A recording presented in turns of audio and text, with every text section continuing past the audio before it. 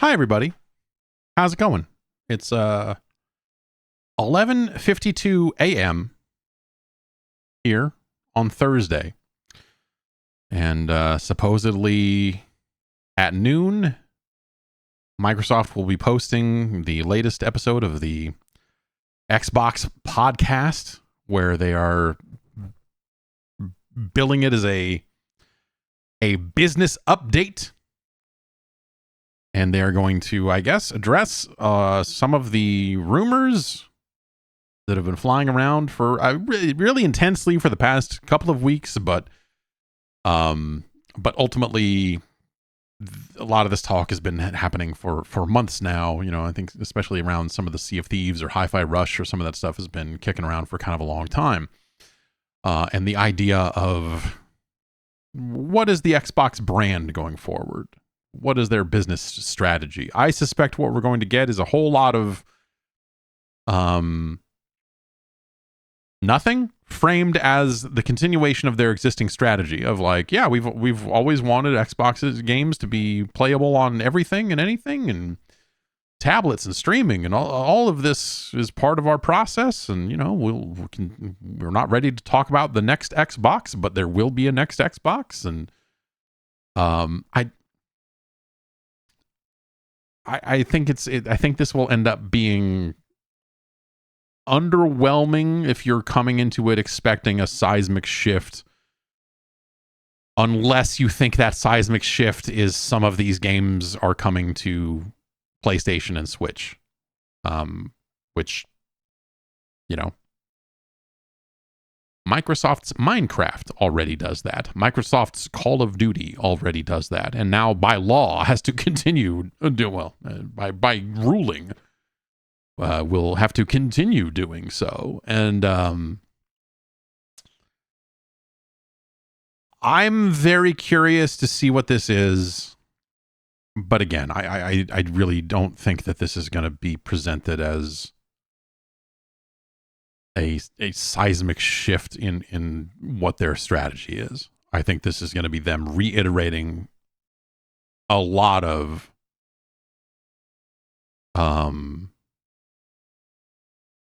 their existing strategy around, yes, like they want every screen to be capable of running Xbox games, regardless of where that is.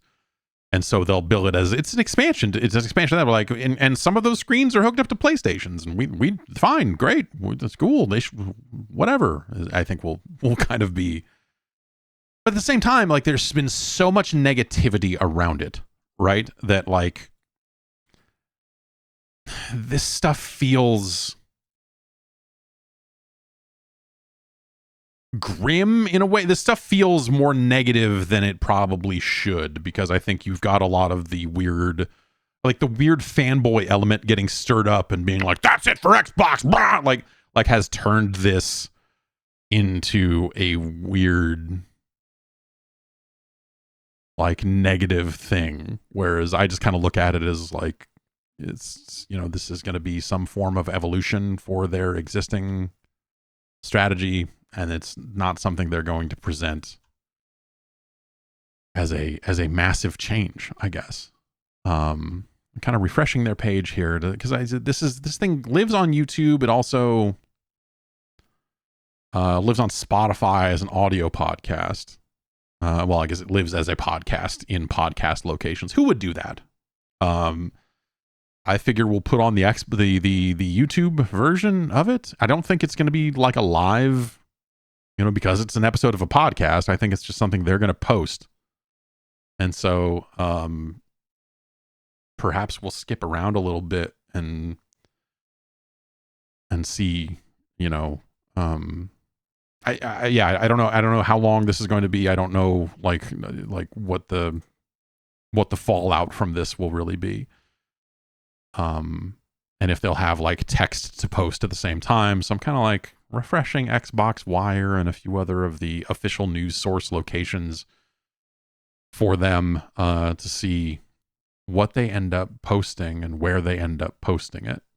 But like the talk out of whatever internal meeting they had where the phrase was like every screen is an Xbox, like that's That's kind of what they've been saying and what they've been wanting to do all along.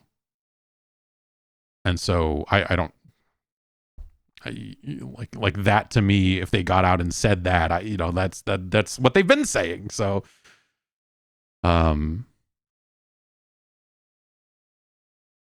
also I think that there's more, they need to kind of clearly they finally felt they needed to get out there and say something because of the leaks and just how negative and weird people got about it. Like, regardless of the actual strategy, I think that the Xbox brand has faced damage because of the messaging that will emerge from around it. I was talking on the podcast about seeing these irresponsible TikTok videos that were people saying like, it's official, Xbox is getting out of the hardware business. And it's just like, what the fuck? Like, that's so not going to be the and so like that sentiment going around and spreading I think has the potential to really do them harm, the same way that a lot of the stuff around the Xbox One, even though that got walked back, I think that the Xbox brand took a very difficult to measure amount of damage from that narrative, from that stuff going around. And so I don't think that, especially because, they're not getting out here and, this is not some big chest beating video that they're doing. And so like they're going to post this podcast and they'll feel like, well, we corrected the record. But I don't think it's going to, I think they're still going to have a problem. I think they're still going to have like a messaging issue, depending on how they address stuff here. But I think it'll be hard for them. It probably will not be a dramatic. We'll see. I was going to say it's not a dramatic amount of damage. But clearly, like, there is a need for them to get out there and kind of set the record straight and say, here's what we are doing within reason, because they cannot get out there and say, here is when the next Xbox will ship. Here is what this will, there's a lot of details that I'm sure that they know about what the next 5 years look like for them that they're not necessarily going to lay out in full, right? So yeah, we'll see the Xbox leadership here, Bill Gates and The Rock. The Rock's been really killing it at press conferences lately. Okay,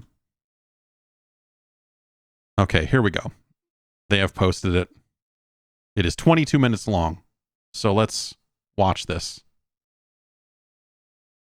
Let's watch this.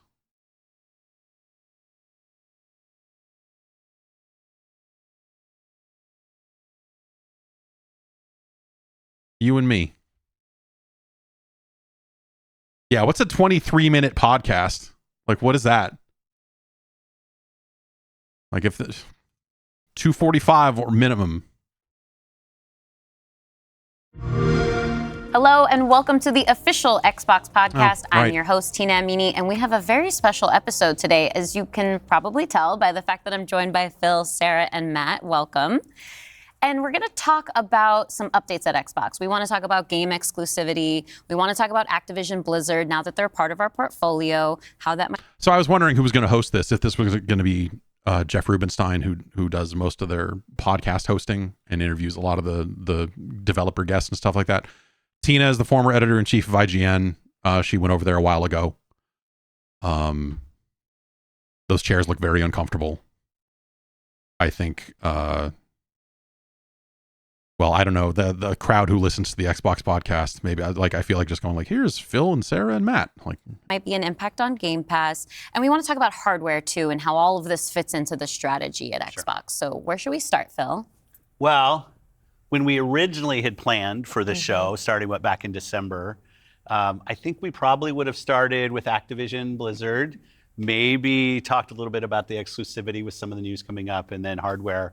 But we've had some unforeseen news that has come out. So let's just go and tackle the exclusivity question, because I know it's on the minds of a lot of people. We hear from the community, and that's an important input for us. So we made the decision Tim that we're Dog going to rushes take the 4 stage. games to the other consoles. Just 4 games. Not a change to our kind of fundamental exclusive strategy. We're making these decisions for some specific reasons. We make every decision really with the long-term health of Xbox in mind. And long-term health of Xbox means a growing platform, our games performing, building the best platform for creators, reaching as many players as we can. We're always looking to learn as a leadership Bloodwake.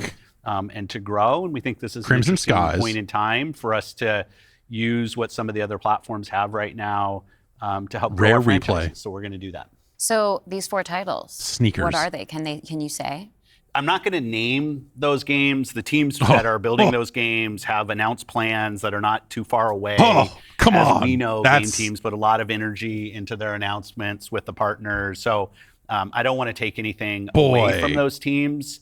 So I won't be talking about the titles specifically, but I think when they come out, it'll make sense. Sorry to keep pausing here, but this is... I suppose that makes sense in that. I feel like this is I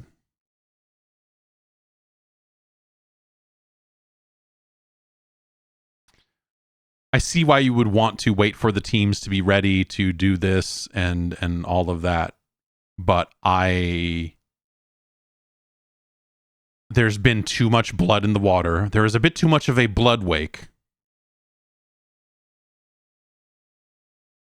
for them to not at least address a couple of the games here. I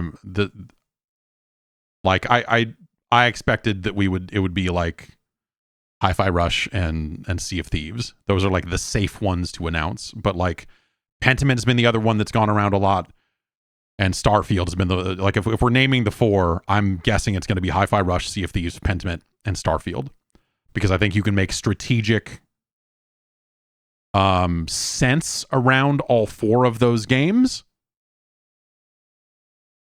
There was some talk about Gears of War, and that always felt like the weird outlier of just like, okay, like if this strategy is going like full on crazy, then I guess so. But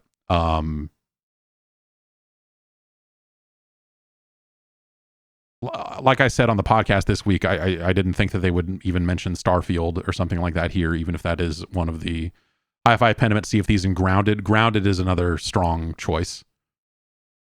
That's been another... Yeah, okay. So Grounded is going around as a game. But like, if we think about it in terms of multiplayer games that are going to need large player bases to survive, then multiplayer-focused games like a Grounded and Sea of Thieves, I think, make perfect sense. Pentiment is a game that more people should play, and it's not giving away the farm. Hi-Fi Rush is kind of a Bethesda game, kind of it's a smaller game, and I think you could make a case. But like Sea of Thieves and Grounded actually make a ton of sense.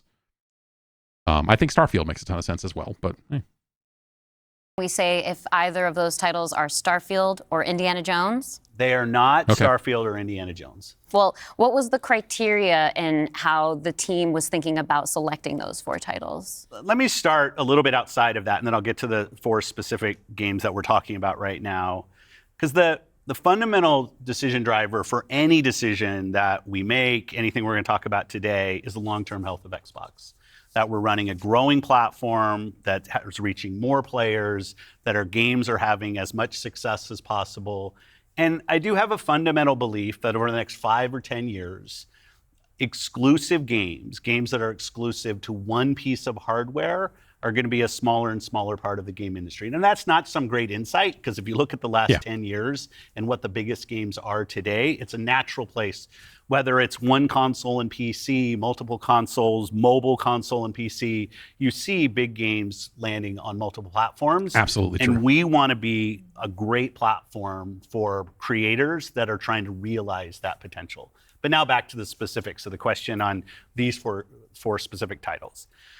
We looked at games that are over a year old, so they've been on Xbox and PC for a while. A couple of the games are community-driven games, new games that kind of first iterations of a franchise that have reached their full potential, I'd say, on Xbox and PC. There's always growth. franchises that we obviously want to grounded continue in Sea of to invest Thieves makes in. sense for those two. Part of having the ability to continue to invest is that the businesses behind those franchises continue. We think it's important that these service-based games that have communities behind them, that they can have confidence that they're going to exist in the future. So two of them, kind of community-driven games that will end up on other platforms and give us the ability to continue to invest in them. We think that's great for the business and great for the communities, more players to play with. I'd say two of the other games are smaller games that were never really meant to be built as kind of platform exclusives and all the fanfare that goes around that, but games that our teams really wanted to go build, that we love supporting creative endeavors across our studios. So Hi-Fi Rush and Pentiment. Size.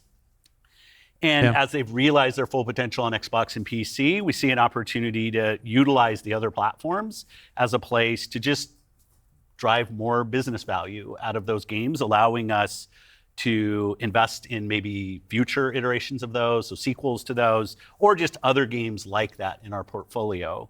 And when we don't damage Xbox and we can grow our business using what other platforms have and to help us with that, we're going to do that. And that's really the story behind these 4 games. And last thing I'll say, looking forward, I think there is an interesting story for us of introducing Xbox franchises to players on other platforms to get them more interested in Xbox. We think there's a good brand value for Xbox there. So 4 games, no promise beyond that. So if you're on those other platforms and you see these 4 games coming, please don't take it as some signal that everything's coming. It's not. And we're going to learn.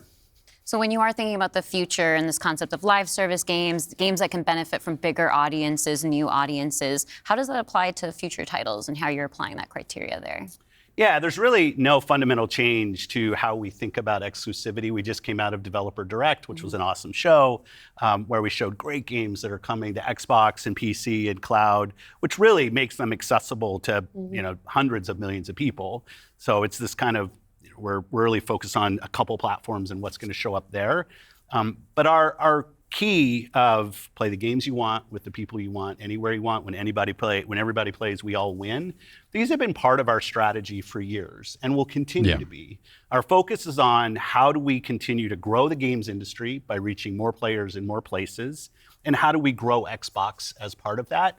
Xbox is a hardware platform, Xbox is a publisher of great games, and Xbox as a platform for the world's best creators. And then knowing that, how do we think about our first-party games and Game Pass? Yeah, well, to build on what Phil just said, one thing I would add, you were talking about we can't growth, ship anything anymore. We've sort of seen this inversion over the last 5 years where it used to be that the platform was the biggest thing. That's right. And the games would sort of tuck in. So, before we kind of get into the next phase here, that's kind of about what I figured it would be. But it is somehow even less than what I figured it would be, right? It is, hey, when everybody plays, we all win. Hey, we think the future of this business continues to be multi-platform. Like a lot of that stuff is stuff that makes just a ton of sense. Yes, Matt Booty is his history. Matt Booty is in NBA Jam, or maybe he's just in Blitz. But yes, Matt Booty is old school Midway. He was, I believe, the last CEO of Midway when things were just about done over there. He was promoted into the CEO spot for kind of that last little bit. When like the die was already cast, like Midway was going to end up getting sold, something was going to happen, and they're like, Booty, you've been here a long time, get into this thing. And it was, I don't think that reflects, he was not the guy that caused Midway to fail. Like Midway had already kind of fallen apart, and then they put Matt Booty into the position because he was on games prior to that. He was like, he's got credits on individual games. He has credibility is what I'm saying. And I don't think that his time at Midway his time as CEO of Midway harmed him per se. And instead, it kind of led directly to this role he's in now. I would argue that the first party output of the Xbox studios has been off in a way, and that is his department. And maybe that's not a great look, but I don't know. So yeah, the kind of unspoken thing here is that like they're going to think about this on a go forward basis, but like the sorts of things they're thinking about are the multiplayer games that benefit from a larger audience. Sorry, I'm used to looking at this camera.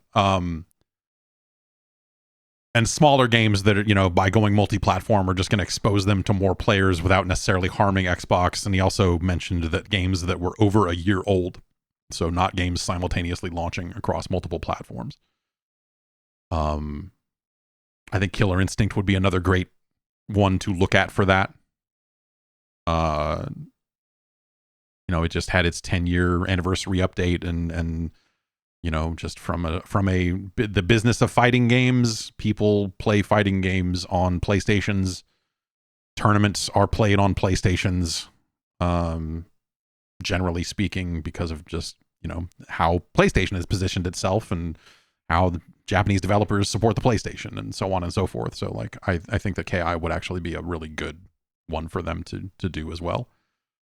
But if Grounded is the one, someone said that Wario 64 was saying that Grounded was the fourth game. And I think that you could probably make a strong case for the player base, player counts on Grounded needing a boost or benefiting from a boost at least. I think that probably makes sense as well.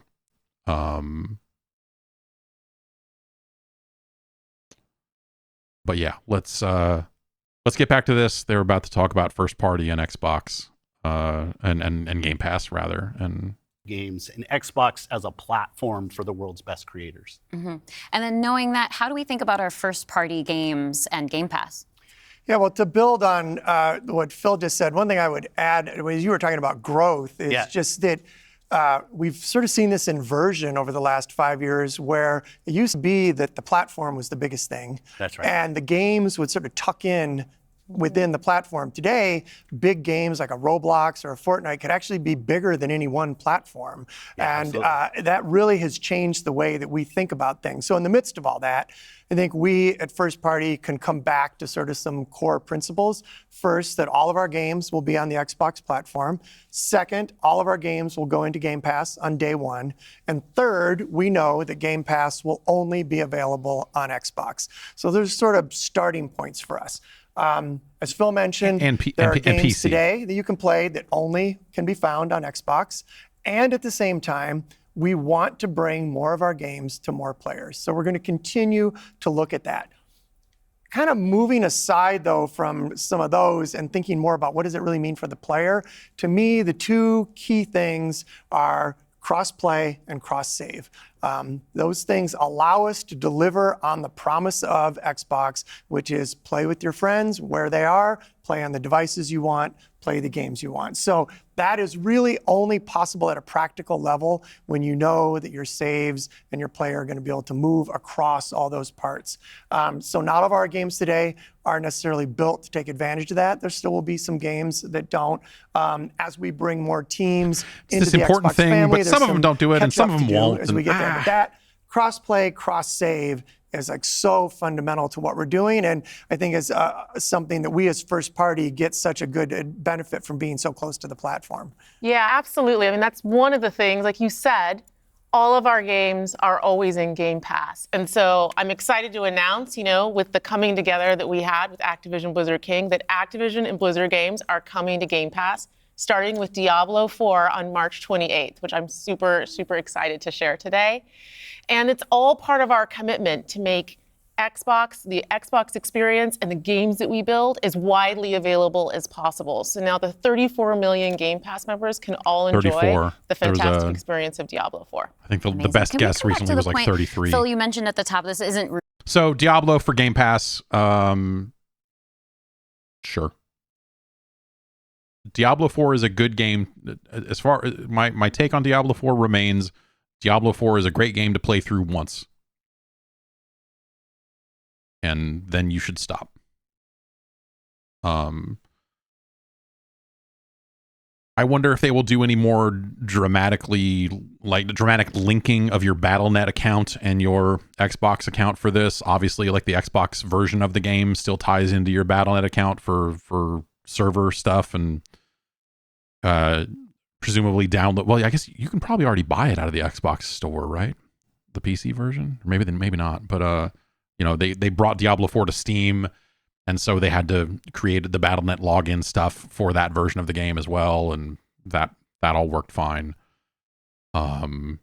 So that's kind of the only like logistical thing I would think of in terms of bringing one of those Blizzard games to Game Pass. Really a change in strategy for us. Can you recap for me how it isn't? Yeah, and I thought both Matt and Sarah did a really nice job of talking about what Can we're you doing talk about on how this Xbox is and not an where announcement? we're going. Can you talk about how this is not a big deal? If you take a platform feature like Xbox Play Anywhere, which has been a promise that we've made on our first-party games, that you can buy our game once, you're going to get to play across Xbox and Windows. I think we're the only platform that does this. That makes it possible for you not only to play with your friends wherever they are, but to know that you actually have multiple entitlements to the games. I think that's a technology I'd love to see applied to more platforms. But it is this view that people are going to play Xbox in multiple places. Like this guy, for example. He's going to play it on a couch. Anywhere you want. He's going to play it out back. She's going to play it on a skateboard. Content community and cloud, whether it's when everybody plays, couch we again. all win. Like we've had different taglines, different strategies. That TV's on a wall. Kind of words that we've used, but always No rooftops with this allowed. view that Xbox is a platform for creators who want to reach the most players. Our investments in xCloud, our investments in franchises like Minecraft. I'm glad that he and now still Call of calls it Duty and other xCloud. large franchises so that we learn how to build those. This has been a strategy that we've been on for, I'd say, a decade. It's not about one device. It's not about games in service of a device, but rather the devices that people want to play on should be in service of making the games as big and popular as they possibly could be. Because really a healthy creator community on Xbox, a healthy creator community in gaming all up is the thing that all of us as game players should be voting for, because that's the thing that will lead to the best long-term success and growth in this industry. And my understanding just from listening and learning from you three over the past few weeks, just understanding what's happening with Xbox, is that we see trends with player behavior where people are playing on multiple devices. That is the reality. And we have put some games out on multiple platforms before. So my understanding is that that's been good for players. How does that come back to the business with all of that in mind? Yeah, as you said, we have shipped games on other platforms. In fact, realistically, if you look with the addition of Activision and Blizzard and ZeniMax, we're one of the largest game publishers on PlayStation. We're one of the largest publishers on the Nintendo Switch. Take that, especially when you put motherfucker. Minecraft into the equation as well. And now we're one of the largest publishers on mobile platforms as well. And that's not something that we want to back away from. We want to continue to be building great games that millions and millions of people can love, and that they can play those games where they want to go play. But we do understand the business success that Xbox has to have.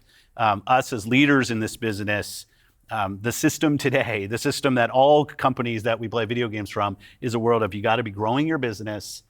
Growth in our Xbox business is critical to the long-term health of Xbox. Many people know I've been on Xbox for over 20 years.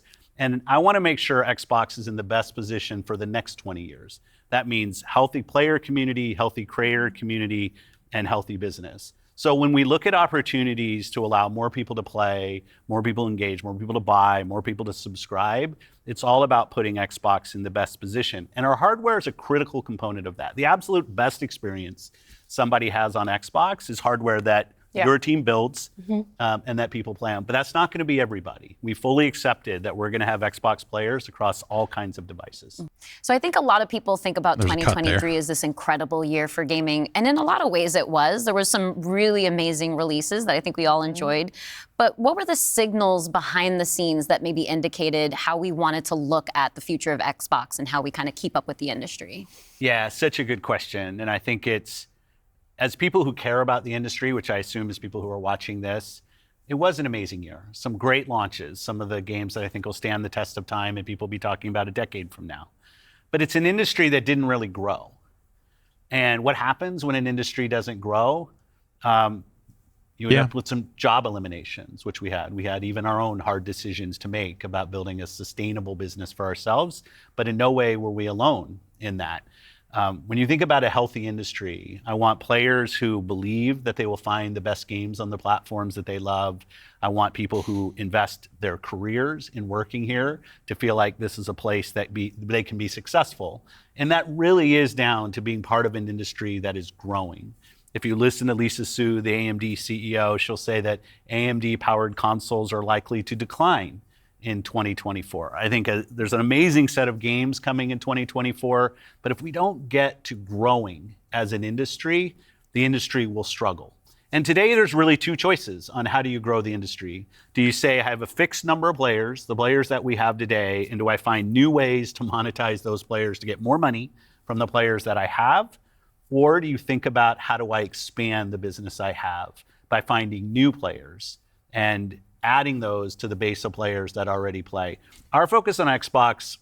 So that's kind of, like in a lot of ways, that is the difference between PlayStation and Xbox when we really think about the strategy. And PlayStation's doesn't purely fit into the former category because they put more stuff on PC.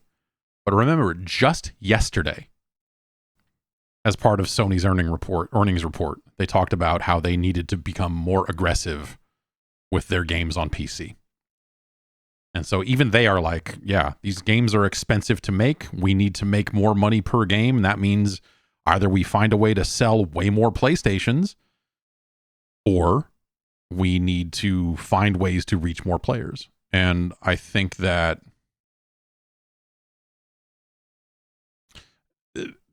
Sony will find its way into some version of this strategy too, right? I mean, it works for them. That's not me saying that like Sony will eventually put games on Xbox or whatever. They don't really have to. They could. If they want to maximize, if they want to really wring every possible sale out of a game, then they could. They won't.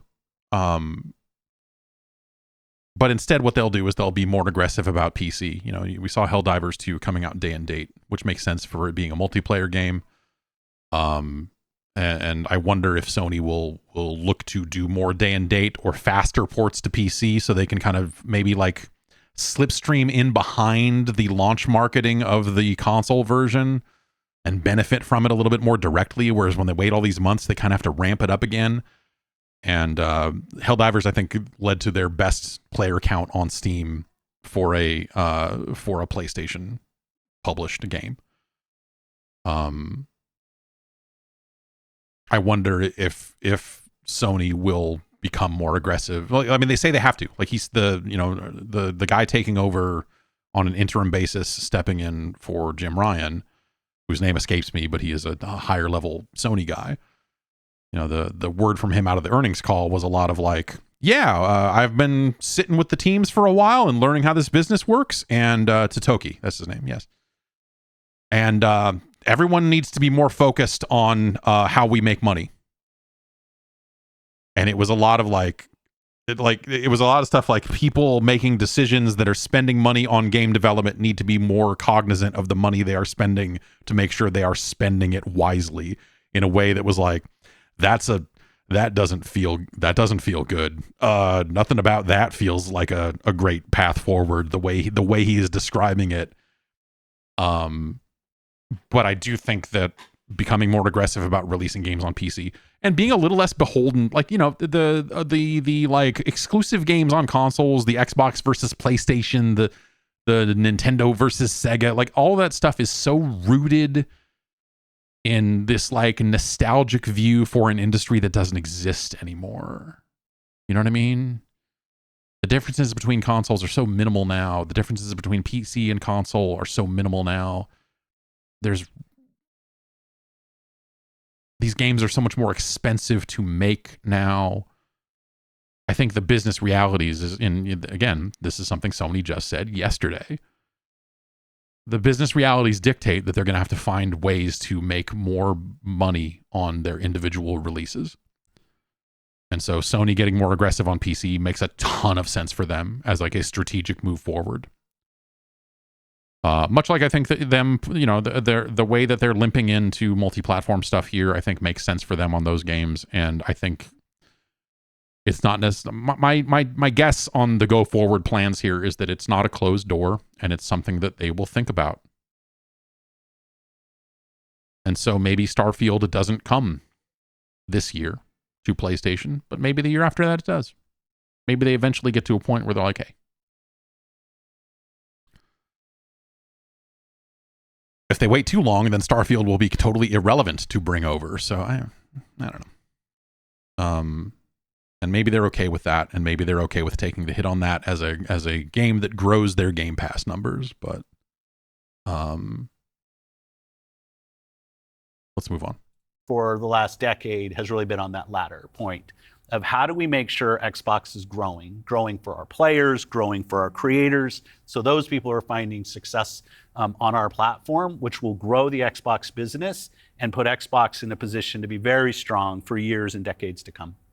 Matt, earlier you were talking about these growing gaming communities, how they're incredibly large and comparable on such a different level when we think about console audiences. Like you mentioned Roblox, you mentioned Fortnite. So how are we're obviously thinking about our responsibility, our hardware responsibility is supporting the growth of gaming communities. How has that actually shown up for the players? Are there other games we can speak to from our portfolio? Well, as Phil mentioned, two of the biggest ones for us, Call of Duty and Minecraft, they are driven just from the bottom up by the communities of people that play those games, which is so great. I think about it for the player community, it comes down to where are the friends, where are the people you play with, and then equally important is where have you built up your library of games, right? Where have you invested? Where's that library? I think those two things probably are some of the biggest influences on where people choose to play and what devices they choose to play. Yeah. When we think about I think he's right. But also, if that was the only thing, if it was friends and library, the Xbox One would have done a lot better than it did. Those momentum shifts are still possible. On the other side, the developer side, just any game developer wants their game to find the biggest audience possible. That's just the nature of building a game. You want people to enjoy and participate in what you've made. And I think we're in a unique position to deliver on that just because we are the platform. We build hardware, we've got a first-party games group, and then we've got a system that ties that together, that brings together your friends, your progression, your achievements, all of that. And I think that's really what has contributed to the momentum behind some of these communities. Yeah, absolutely. When you look at, just step back and you look at the history of the industry, we've moved from a place where it used to be that someone built and launched a game to accelerate hardware to actually the things we do with our hardware and with our platform are all in service of making those games bigger. And we think about that across all of the investments we make, the consoles we build, the investments we do with things like cross-play, cross-progression, the things that we're doing with cloud. How do we actually give more options to game creators so they can have the greatest success? I think one of the fun recent examples about this is actually Palworld.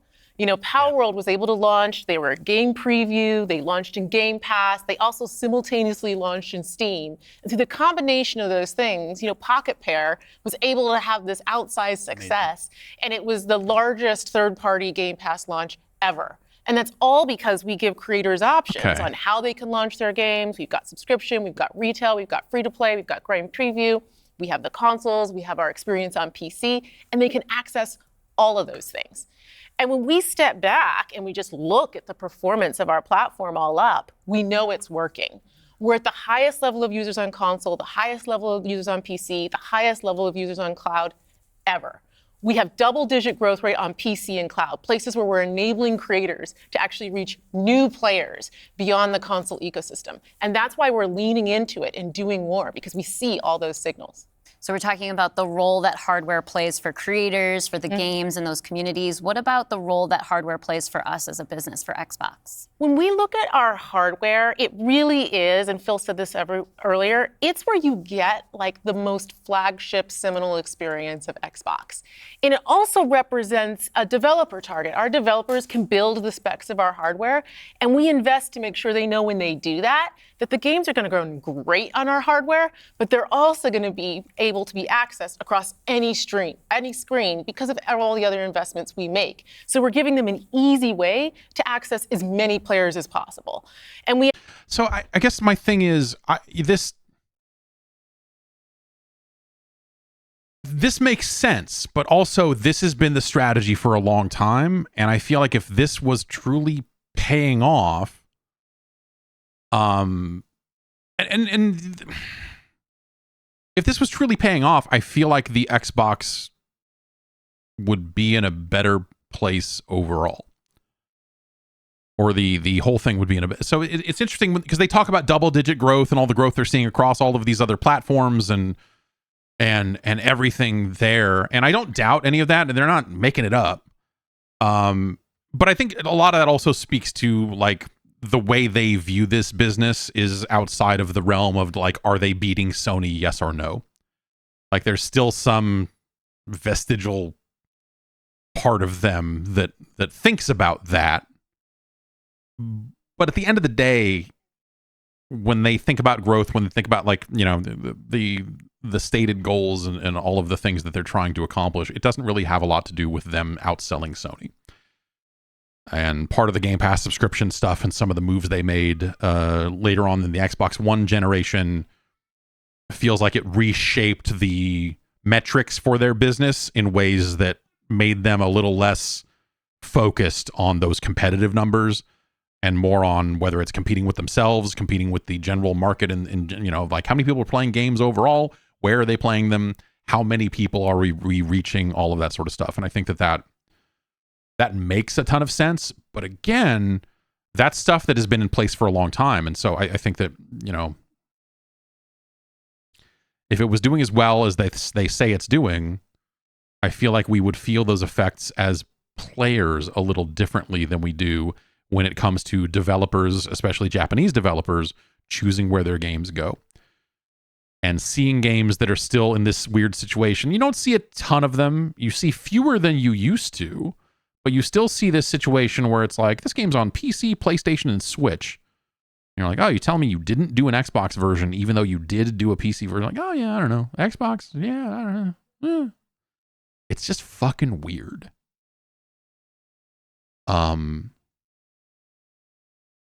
And I don't know. Japan is Japan at the end of the day, and so you can't rely on them to always behave with things that make perfect sense for the numbers.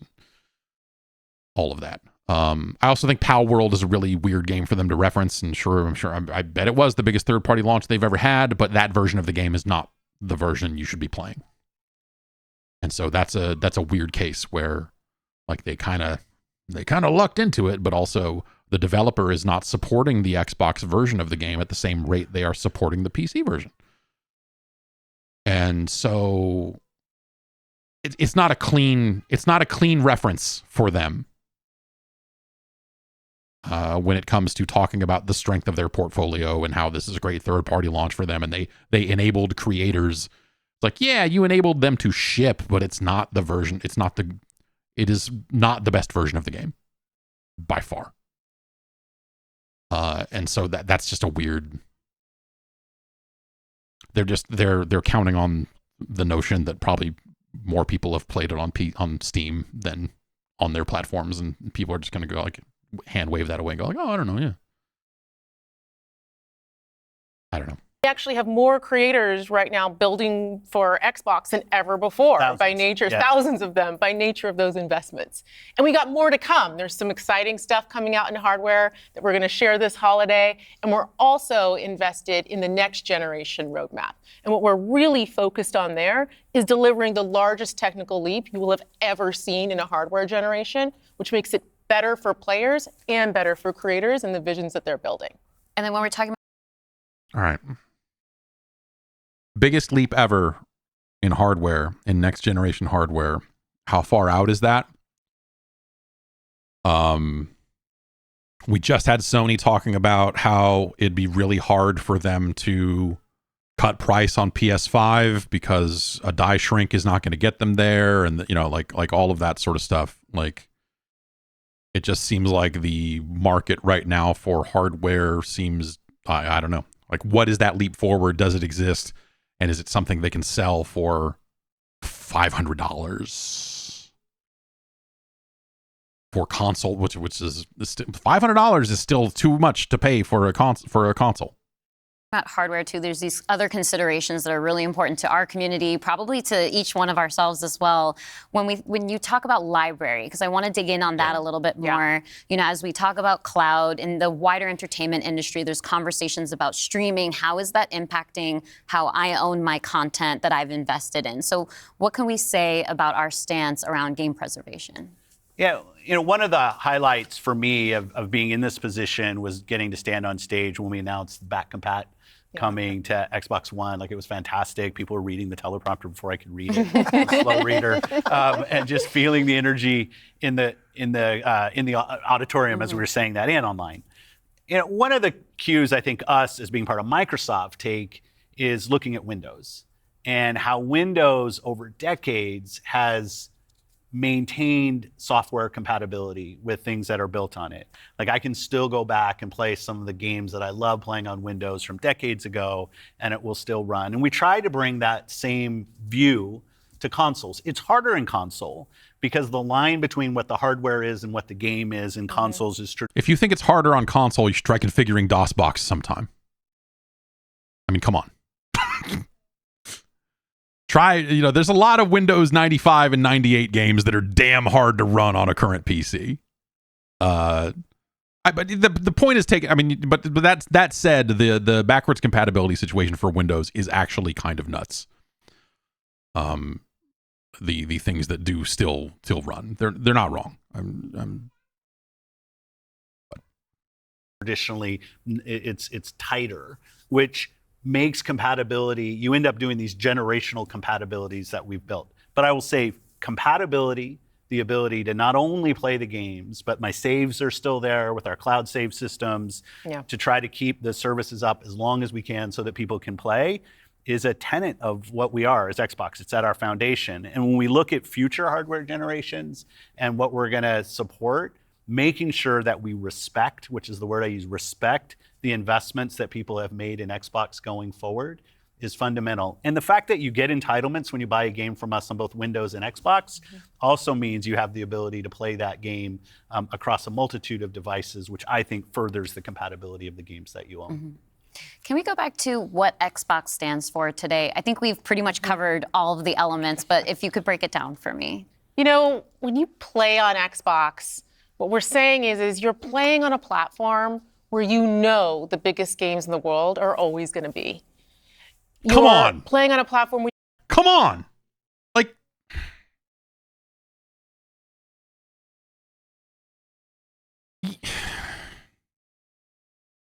by most metrics, that's true.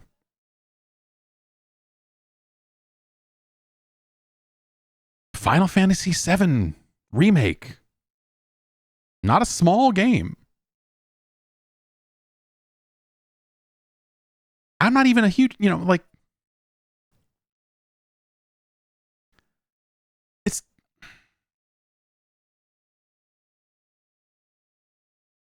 I'm not even the biggest Final Fantasy VII player, but I feel like when you've got a glaring game like that is out later this month, but when we say biggest, then of course you're like, oh, well, yeah, I don't know. Can you play Final Fantasy on it? Or rather, can you play Call of Duty on it? Yes. Can you play Minecraft on it? Yeah, we got a lot of big games. Can you play Roblox on an Xbox? Right. Yes, right?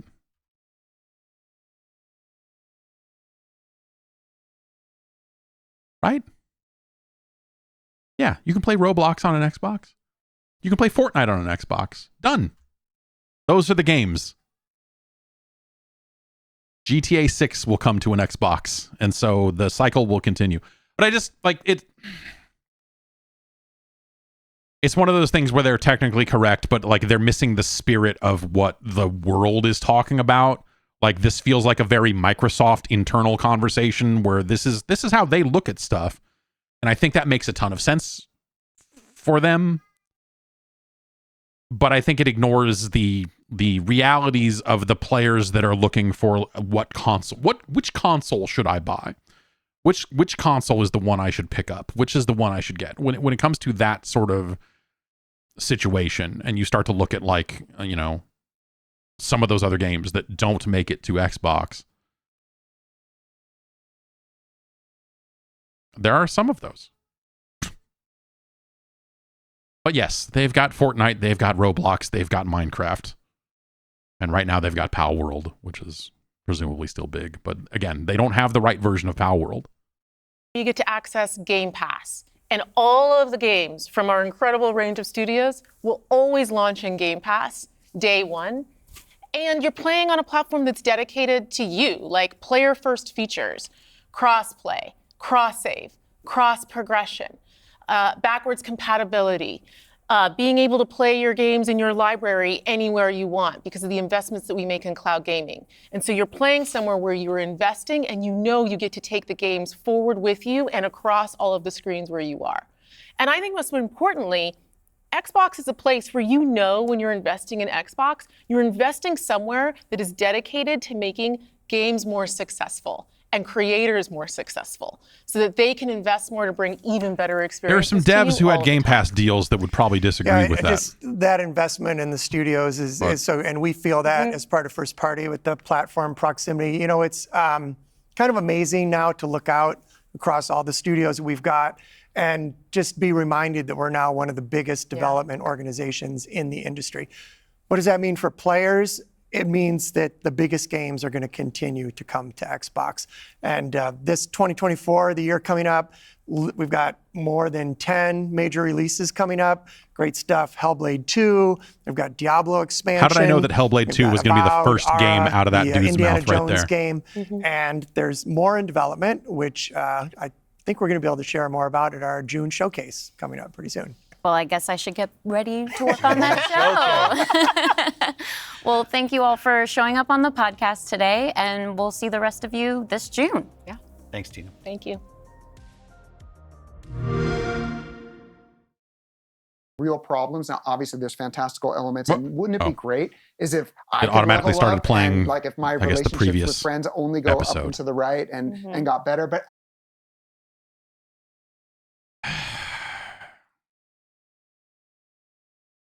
I don't know. I'd be curious to know what, you know, they did talk at the beginning about like, hey, we've had some unforeseen news get out there, and we do want to address that stuff. And it seems like from their perspective, the news is there kind of is no news.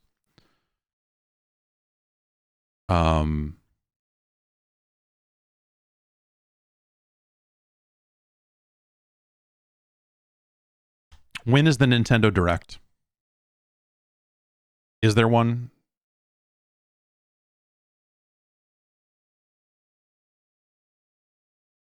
Did they actually confirm one? Okay, well. Presumably that is where you find out about at least one of those 4 games. If there really is one supposed to be happening in the near future. Because Nintendo's going to make you sign some stuff about where the games get to be announced.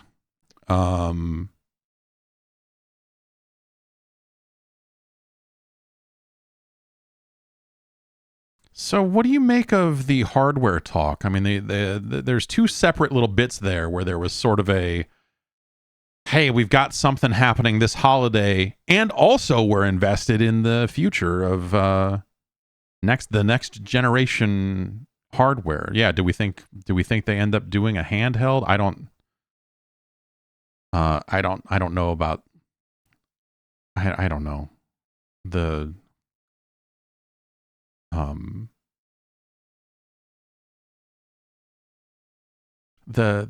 interest in a handheld Xbox Series S or something like that, I think would be not super engaging. I think that I would be more interested in a better Xbox app on Windows that runs better on Steam Deck style Legion Goes and ROG Allies and that sort of stuff. That might be a little more interesting.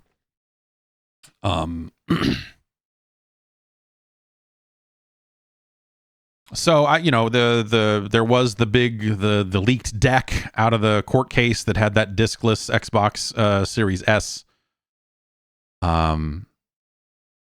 potential that we see something along those lines. And maybe they end up with some kind of holiday price cut around then. I don't really know. I don't know what that does. I don't know what this thing that they just put out there actually does for them.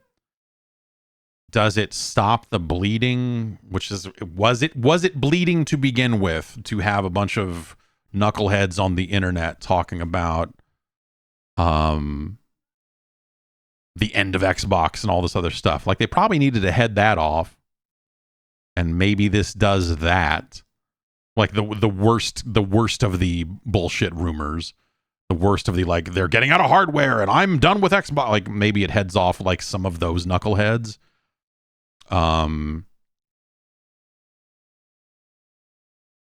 But they didn't mention the games. They didn't. Yeah, I don't know. Was this something where, like, investors were starting to nose around and ask questions? Like, obviously they had to have multiple internal meetings where they talked about, like, hey, no, we're still in the hardware business. Like, fucking, let's cut it out. But I don't. The speculation has gotten so weird right now that even if they just came out and said, yeah, it's Hi-Fi Rush, it's Pentiment, it's Grounded, it's Sea of Thieves, you'll still have people that will, and I suppose I am one of them in a weird way, because they said as much themselves, where they will look at it going forward and continue to consider that for additional games. And so, you have to go like, oh, well, is this one going to be multi-platform? Is this one not going to be multi-platform? And, they always said that the multi-platform thing was something that they thought about on a case-by-case setup. But it was always done in the context of discussing Bethesda and discussing games from Activision during that acquisition process of, like, oh, what are we going to do with the Bethesda games? Are those going to be multi-platform? Yes or no? And all of that sort of stuff. They mentioned specifically that Indiana Jones and Starfield were not two of the games they were considering to be multi-platform. I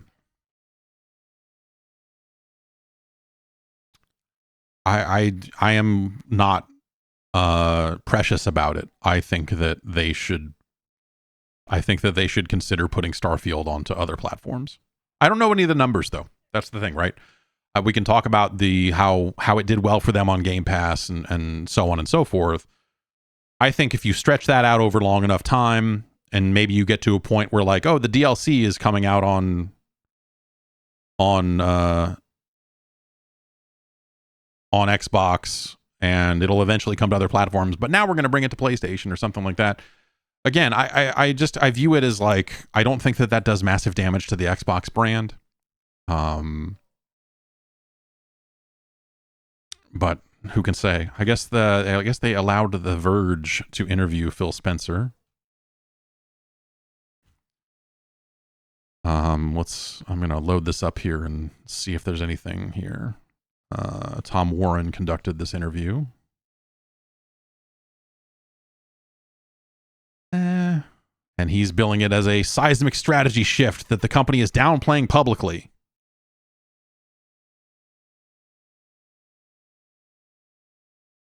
It's officially bringing 4 Xbox exclusive games to PS5 and Nintendo Switch, among an Xbox Everywhere effort inside Microsoft that will likely see even more games arriving on, like, rival consoles, which is, yeah.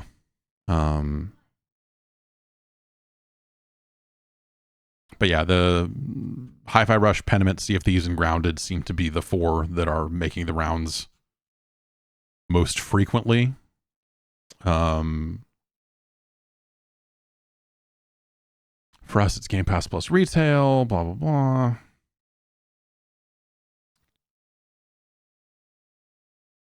Obviously, Ori went over to the Switch after we had launched. We've launched Psychonauts 2 on both platforms, Minecraft Dungeons, Minecraft Legends. So we have some data about what happens there. We just want to make sure it's good for the long-term health of Xbox. So here's the question from Tom Warren is, you mentioned that Starfield and Indiana Jones aren't part of the 4 despite rumors, but will those over? So that clearly he was able to view this thing before it went live.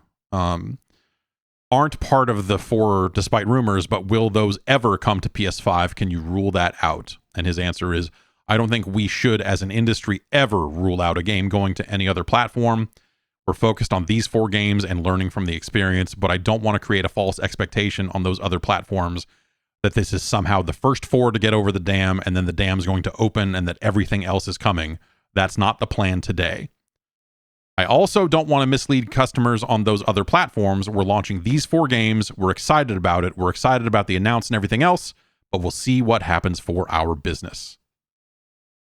So yeah, that is the right answer. That is because I think that is the reality of it, right? Is you look at how this goes and you make those calls as it makes sense. If you see numbers drop off on a game, if you see Game Pass engagement on a game start to drop and you get the feeling, hey, we've gotten all we're going to get out of this game with our current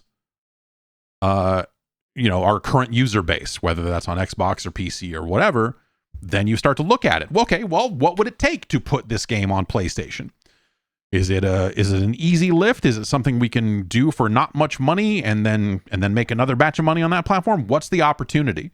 And so they're going to scope that out. And if they, at some point down the line, if they take a look at Starfield and go like, okay, we don't think it's going to make any more money on Xbox and we've gotten all we're going to get out of it. And we think it'll cost us this much to port it, and this is the amount of profit it will make back by simply releasing it on PlayStation. They will do that. Unless these 4 games go so negatively for them that it kind of scares them away from the whole thing. But again, they're already publishing on multiple platforms. That's something that has only increased with their acquisition of Activision.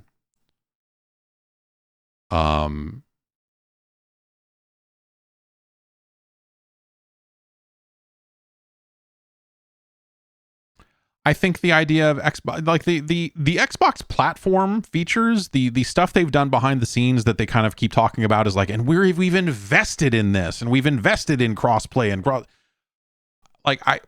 they harped on that a little bit there in ways that made it feel like that they felt like they don't get enough credit for that. And they probably don't. I have to say that like when you think about the way that a PlayStation 5 handles you owning a PlayStation 4 version of a game and the way that saves transferred from PS4 to PS5, in a lot of cases you had to download the PS4 version again, take your save, upload it to some kind of cloud storage locker, and then get the PS5 version and download it from that cloud. It sucks. It sucks. The Xbox Anywhere features that they've built for like, hey, you plugged in a hard drive that already had this Xbox One version of this game on it, but it's been upgraded for Series X. We're just going to smart delivery that shit to you, and your save is just going to work, and don't worry about it. That stuff's great. That stuff is legit great. Because you never have to think about it. It just works. And I think that's when you think about how poorly the PS5 does it, it just makes it that much more impressive. It's something that you don't think about because you don't have to think about it. But it again, like I do think that is a cool feature. I think some of the stuff they did with like auto HDR for some of the backwards compatibility, like they've done some cool shit on their platform that I think that people, generally speaking, it's maybe that stuff doesn't move a needle, right? Because at the end of the day, how many more PS4 saves are you going to transfer over to a PS5? We're out of that window, right? You've done it.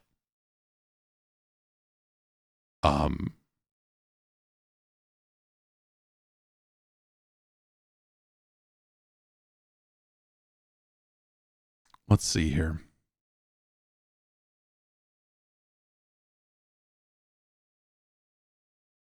Microsoft used to track the success of Xbox, or at least the executive compensation, based on Game Pass, and that switched to content and services revenue. Can you tell why that changed And how does this overall impact how Microsoft tracks the success of Xbox internally? And his answer is, it doesn't change how we're tracking success. Revenue that we make on other platforms will be part of the content and service revenue as it is today. Minecraft on PlayStation counts as part of our content and service revenue today. In terms of why we shifted, I think it was important when we were kickstarting Game Pass that there was a discrete focus on trying something new. In the end, and I know there's people who don't believe it when I say this, our goal is not to make everybody a Game Pass subscriber. I've said many times that maybe 10 to 15% of our content and service revenue is subscriber revenue. It's a good business for us today, Game Pass, but in no way is there a plan to say, everybody needs to become a Game Pass subscriber. If somebody wants to play a free-to-play game on Xbox and that's what they're happy doing, or if somebody wants to continue to build their library of games by buying games on Xbox, we're totally happy. Yeah, I bet. We went to content and services because it's actually more reflective now that Game Pass is kind of at a scale where it's a sustainable, profitable business for us. We don't have to have a discrete focus just on Game Pass.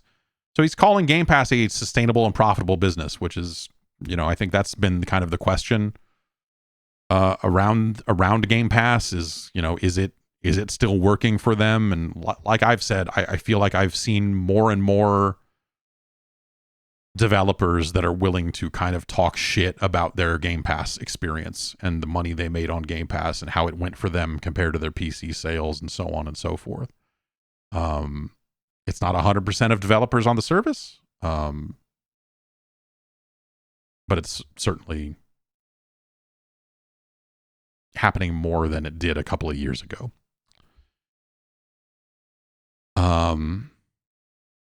In a business that's very hit driven, you get Pal World out of left field that does incredibly well, and you have other games that don't. We love it, obviously, when a Hogwarts comes out, a Pal World comes out, or an Elden Ring comes out and does really well. I like the fact that we get a mix of things happening with our business. Our business model is not just about hardware sales. It's not just about first-party game sales. It's a diverse business model that leads to the business success that we're seeing today, which I think is kind of a testament to the path that we've been on for the last few years.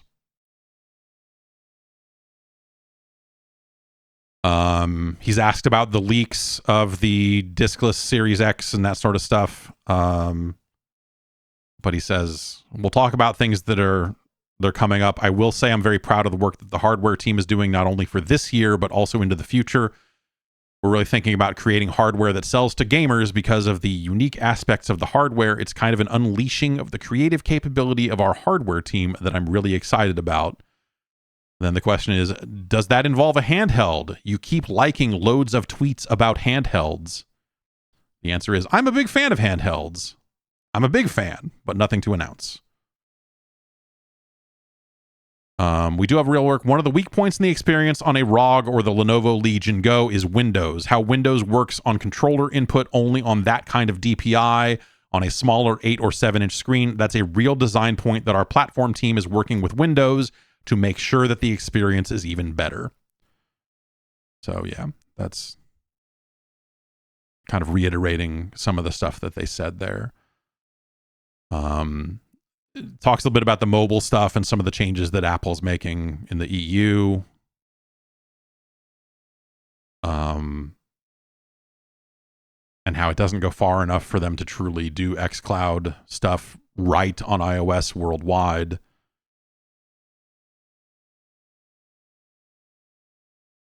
He says, as it relates to that, we will continue to work with regulators and Apple and Google to create a space for alternative storefronts. I'm a big fan of how Windows works. If you've got a Microsoft Store on Windows, you've got Steam, you've got the Epic Store, you've got GOG.